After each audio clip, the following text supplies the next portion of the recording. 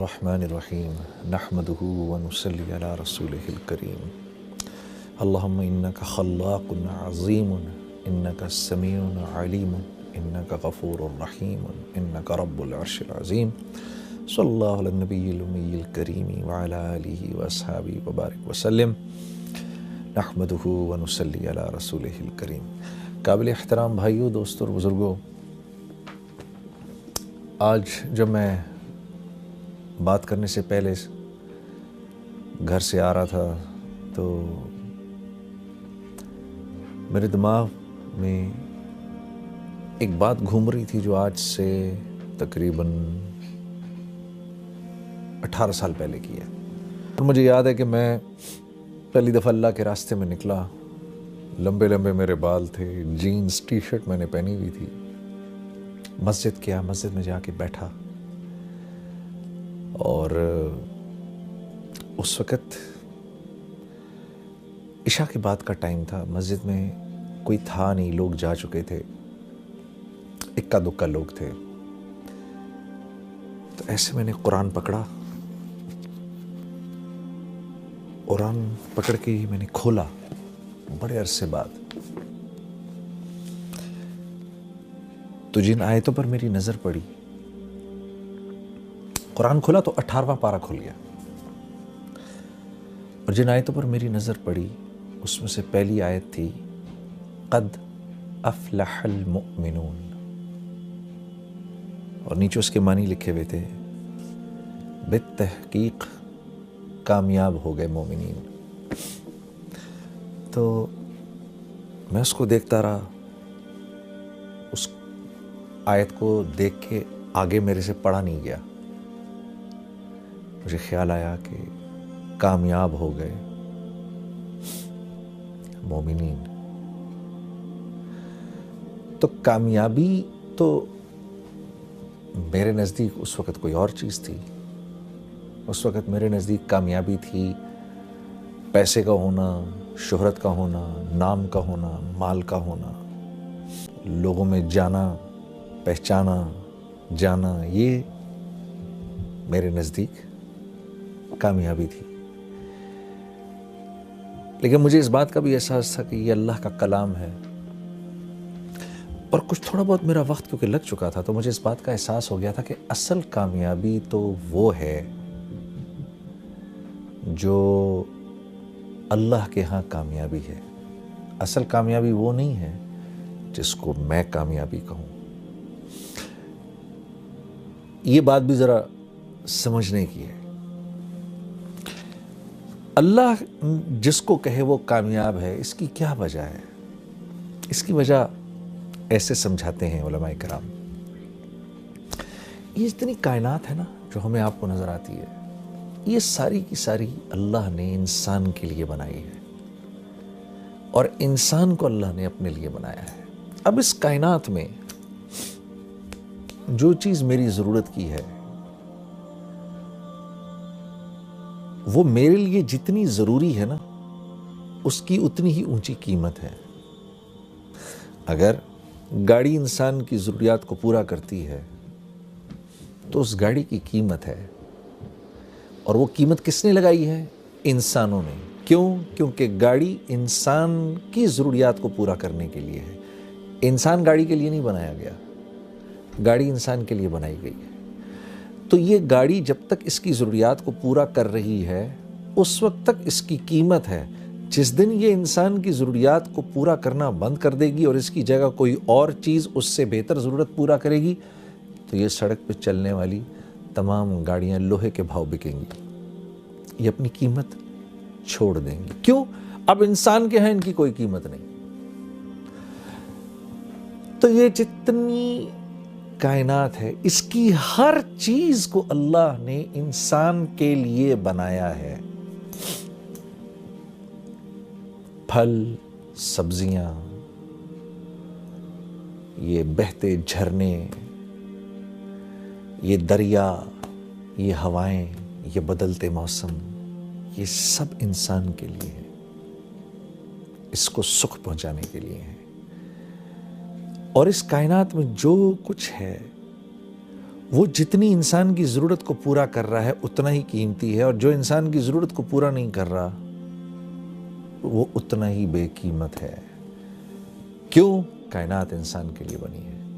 اسی طرح کیونکہ انسان اللہ کے لیے بنا ہے تو انسان کی قیمت بھی اللہ ہی لگاتے ہیں، انسان خود اپنی قیمت نہیں لگا سکتا۔ بڑے بڑے بادشاہ آئے، بڑے بڑے کر و فر کے ساتھ آئے۔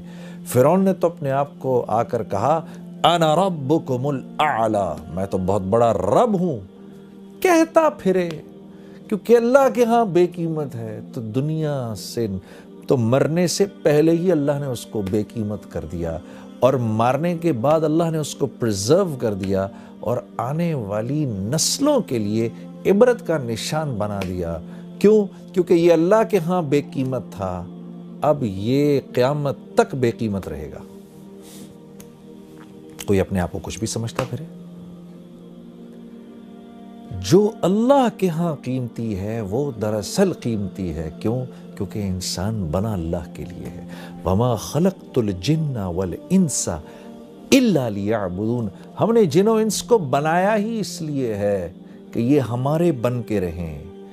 اللہ، جیسے ہم کہتے ہیں نا لا الہ الا اللہ، نہیں کوئی معبود سوائے اللہ کے، ہو ہی نہیں سکتا۔ بالکل اسی طریقے سے نہیں بنایا ہم نے جن و انس کو سوائے اس کے لیعبدون، کہ میری عبادت کریں، میرے بن کے رہیں۔ انسان بنا اللہ کے ہاں ہے، کہ اللہ کے لیے ہے، انسان اللہ کے لیے بنا ہے، اس لیے اس کی قیمت بھی اللہ ہی لگاتے ہیں۔ تو جب میں نے پڑھا نا قد افلح المؤمنون، کامیاب ہو گئے مومنین، تو مجھے تھوڑی دیر کے لیے لگا جنید تو اپنے آپ کو کتنا کامیاب سمجھتا ہے، اپنے آپ کو کتنا بڑا سٹار سمجھتا ہے، چیک تو کر، کیا تو واقعی ان کامیاب لوگوں میں سے ہے؟ کیا تو واقعی اتنا کامیاب ہے جتنا کامیاب تو اپنے آپ کو سمجھتا ہے؟ تو میں نے ان اگلی 10 آیتوں کو پڑھنا شروع کیا کہ یہ آیتیں کیا کہہ رہی ہیں۔ قد افلح المؤمنون، بالتحقیق مومنین کامیاب ہو گئے۔ اب یہ مومنین ہیں کون؟ یہ تو دیکھیں، تو ان کی پہلی صفت کیا ہے؟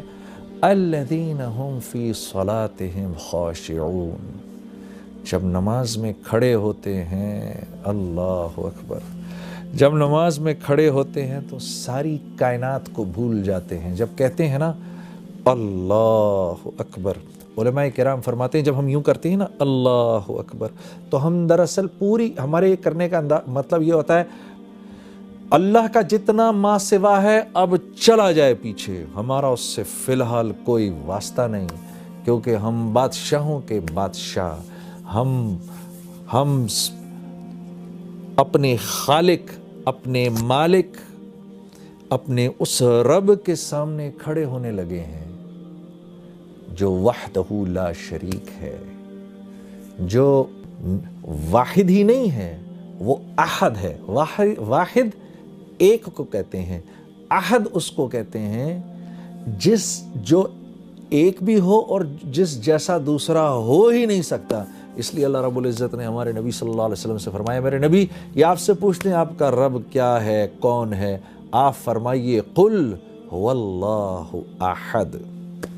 تمہارے اتنے دماغ ہیں ہی نہیں کہ تمہیں اللہ رب العزت شرح صدر ہوں کہ اللہ ہیں کیسے؟ اللہ احد ہیں، اللہ جیسا دوسرا کوئی ہے ہی نہیں۔ تو جب ہم یوں کرتے ہیں نا اللہ اکبر، تو ہم اس احد ذات کے سامنے جا کر کھڑے ہو گئے ہیں جس جیسا کوئی دوسرا ہے ہی نہیں۔ کیوں؟ وہ اکیلا خالق ہے، اس جیسا کوئی خالق ہے ہی نہیں، ہو ہی نہیں سکتا اس کے، بلکہ اس جیسا کوئی خالق تو کیا کہنا، اس کے سوا کوئی تخلیق دے ہی نہیں سکتا۔ انسان ایجادات کرتا ہے۔ ایک صاحب نے مجھ سے کہا کہ بھائی دیکھیں نا، ایک کاغذ تو ہم نے بنایا، انسان نے بنایا، گاڑیاں ہم نے بنائی ہیں۔ میں نے کہا ایک منٹ، انسان جب کسی چیز کو تخلیق دیتا ہے نا تو اس میں 4 پروسیسز ہوتے ہیں۔ انسان کی تخلیق میں 4 پروسیسز ہیں، جن میں سے 1 2 3 اللہ کے ہیں، 1 انسان کا ہے۔ اللہ کے 3 پروسیسز کیا ہیں؟ جس چیز سے انسان نے جو چیز انسان نے تخلیق کی ہے اس کے انگریڈینٹس کا بنانے والا ایک اکیلا اللہ ہے۔ پہلی بات یہ۔ دوسری بات یہ، ان انگریڈینٹس کی جو کوالٹیز اور جو پراپرٹیز ہیں ان میں پانی کا پیاس بجھانا، لوہے کا سخت ہونا، لکڑی کا ہونا، زہر کا فیٹل ہونا، یہ جو کوالٹیز ہیں نا جن چیزوں کو انسان ملا رہا ہے، ان چیزوں کی کوالٹیز بھی انسان کی بنائی ہوئی نہیں، اللہ کی بنائی ہوئی ہیں، اس میں اللہ کی ڈالی ہوئی ہیں۔ تیسری چیز کہ جن چیزوں کو انسان نے جوڑا آپس میں کوئی بھی چیز تخلیق کرنے کے بعد، اب ان چیزوں میں جو پراپرٹیز کی جو چینج آئی ہے وہ بھی من جانب اللہ آئی ہے۔ چوتھی چیز انسان کی چیزوں کو ملانا، تو انسان تو چیزوں کو جوڑتا ہے، ایلوائز کو ملا دیتا ہے، ایک سرٹن والیوم، پریشر اور ٹیمپریچر سے انسان اللہ کے جو بنائے ہوئے ایلیمنٹس ہیں ان کو ہیٹ کرتا ہے، پھر وہ ایلیمنٹس ان ایلیمنٹس کو سرٹن پریشر، سرٹن والیوم پہ اور پھر ان کو آپس میں جوڑتا ہے۔ وہ تو آپس میں جڑتے ہیں، جڑنے کے بعد ان کی جو کوالٹیز چینج ہو جاتی ہیں، ان میں وہ پراپرٹیز کا چینج ہونا بھی اللہ کے ہاتھ میں ہے۔ تو انسان خالق نہیں ہے، اللہ کے آگے اللہ کے سوا کوئی چیز کوئی تخلیق کر نہیں سکتا۔ تو جب اتنے بڑے رب کے سامنے میں کھڑا ہوا ہوں، میرا دماغ ادھر ادھر جائے، اللہ فرماتے ہیں جو کامیاب لوگ ہیں جب وہ میرے سامنے کھڑے ہوتے ہیں، successful people, when they stand in front of me, they forget everything around them. اپنے ارد گرد کی ہر چیز کو بھول کے ایسے کھڑے ہوتے ہیں نماز میں۔ جب یہ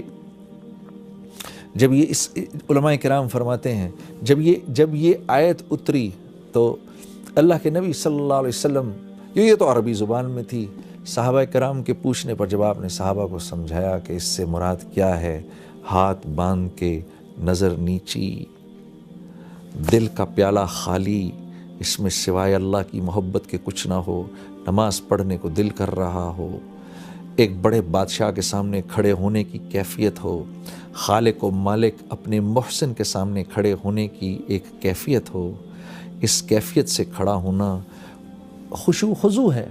تو صحابہ کرام پہلے تو نماز سے پہلے آسمان کی طرف دیکھ لیا کرتے تھے، اس کے بعد وہ اپنی نظریں نیچی گاڑ کے رکھتے تھے۔ حضرت ابوبکر صدیق رضی اللہ تعالیٰ عنہ کے بارے میں تو آتا ہے کہ جب آپ نماز میں کھڑے ہوتے تھے تو ایسے کھڑے ہوتے تھے جیسے کوئی ایک لکڑی کی شاخ زمین میں گاڑ دی گئی ہو، اس ادب و احترام سے نماز میں کھڑے ہوا کرتے تھے۔